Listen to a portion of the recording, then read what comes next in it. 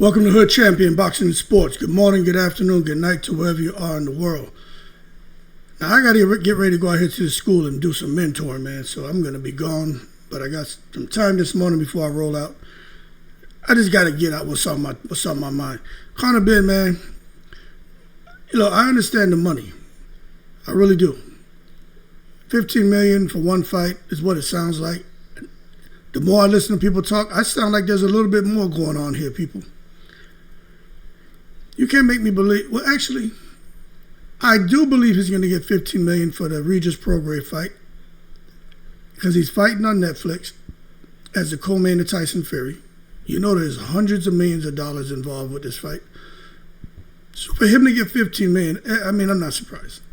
That's actually a drop in the bucket, to be honest with you, when you talk about the amount of money that's going to be involved. If you figure AJ and Jake Paul, AJ got $170 million, Jake Paul got something ridiculous. Both of them made over $100 million. But Tyson Fury is probably going to make something close to that. So for the co-main, no surprise, Conor Benn's getting 15 for the one fight. They needed him on that card because Conor Benn he and Eubank Jr. have become superstars out in the UK. So they put Conor Benn on the card. Now, I think it's going to backfire a little bit because I don't know if people are hating Conor Benn now because he took that money and didn't communicate with Eddie Hearn, in a respectful, professional manner, especially somebody like Eddie Hearn and Matchroom and Eddie Hearn's father, Barry Hearn, the way they shielded Conor Benn from a lot of the backlash and fallout as a result of Conor Benn testing positive for PEDs. The clomiphene, I believe it was. Nonetheless, if it wasn't for Eddie Hearn, wasn't for Matchroom, Barry Hearn, Conor Benn, there would be no more Conor Benn. It would be Conor has been. You understand? His career wouldn't have continued. And you could say, well, hey, Hood Champion, how you could come out here? You feel you're entitled to your own facts? In this case, I do feel I'm entitled to my own facts. 100%. Ain't no way. And I believe they know about Conor Benn and his story. They just had to do what they had to do to protect him. Now, did they have their own interests? Of course, they knew Conor Benn and Eubank Jr. was a big money fight. So they did what they had to do to take care of Conor Benn, get through the process, give him money to make sure he could take care of his family and everything else. And at the end of the day, they were able to secure 2 fights with Eubank Jr. where everybody made money hand over fist. So for Conor Benn now, after that Eubank Jr. fight, which, let's be real, they both look great. The whole UK fell in love with both of these guys. It's like whatever frustrations or disdain they had towards them have been forgotten. Because the way they fought in the first fight and second fight, you couldn't help but erase whatever frustration you had towards them. However, Eubank Jr. been cool in the breeze. He didn't really say much. But Conor Benn's been out here calling out the world.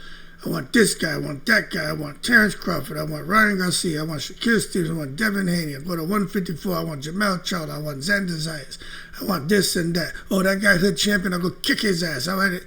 It's like, all right, Conor Benn want everybody, so we figured $15 million deal, one fight. Boom. We about to get some huge fight with Conor Benn at 147, the welterweight divisions, my division, all this bullshit just to find out he's fighting Regis Prograis, a 140-pound fighter at a catch weight of 150 pounds. And when Regis Prograis tried to negotiate the weight down, they stuck it to him and said, no, take it or leave it. So now you want us to come here and take you serious, Conor Benn, soon to be has been. When you getting 15 mil, like me, I don't know. I'm kind of on the fence. I understand taking the 15 million for the one fight. But I also look at this like, man, he would have no career if it wasn't for Eddie Hearn. So maybe he shouldn't have gone that route. And especially if you're going to go that route, don't allow these guys to have conversation with you behind Eddie Hearn's back. You should have told him, hey, talk to Eddie.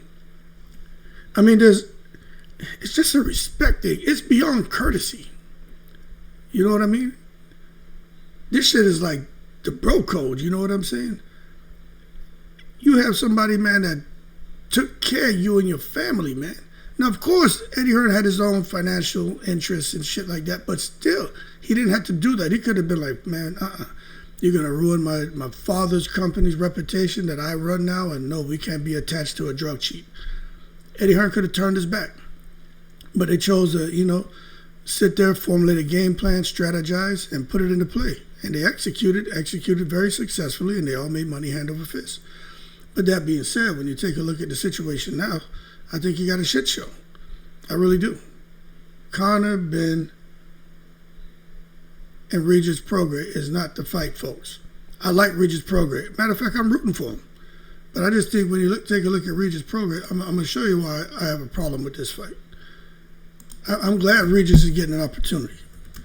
And I'm sure Regis is glad to be getting, probably a handsome payday. He's probably getting a couple $1 million, For him to come up from 140 to 150, I'm sure he's probably getting a little $4 million or something like that. I would hope he's getting some money like that. But I'm going to show you the problem right here. Okay, this is Regis Prograis. He's 5'8", 67-inch reach. Now, let me just double check something here. I want to make sure that I'm right on this. 5'8", 67-inch reach. Okay, now let me look at Conor Benn. Let me just check this. So 5'8", 67-inch reach. So he's 5'8". I don't know what his reach is. Okay, so while I'm talking, I'm going to look this up real quick. So they're the same height. Conor Benn looks a little bit bigger. He's going to be coming down in weight. Conor Benn's reach. Let me see, what is his reach? I'll tell y'all right now. Shit's in centimeters. Hold on a second, 173. I'm about to tell you right now. So he has, oh shit. So this is the issue here. Conor Benn, 73 centimeters. He has a 68-inch reach. Oh, this shit is all, this could end horribly for Conor Benn. Because Regis Prograis and Conor Benn have about the same reach, same height. And the only difference is Conor Benn's cutting down to 150. And he can't fight off the back foot. All right, I got to get ready to take off, man. I'm going to finish this. This is part 1. I'm going to do a part 2, probably a 3 and 4.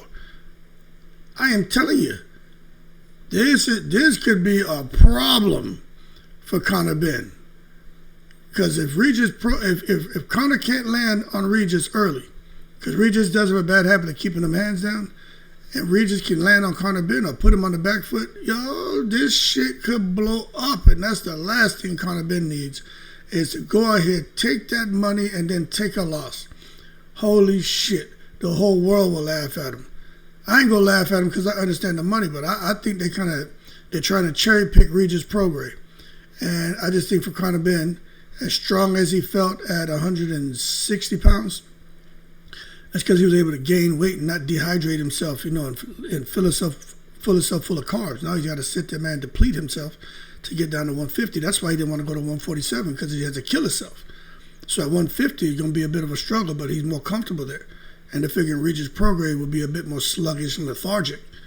You watch Regis Prograis maybe come up there and be firing on all cylinders the way Conor Benn was against Eubank Jr., because Regis Prograis doesn't have to deplete himself to get down to 140. Anyway, we're going to find out. But that just made things interesting. The reach could be the problem. Anyway, part 2 coming. I got to run out here and do some things. Keep cool. I'm in the breeze.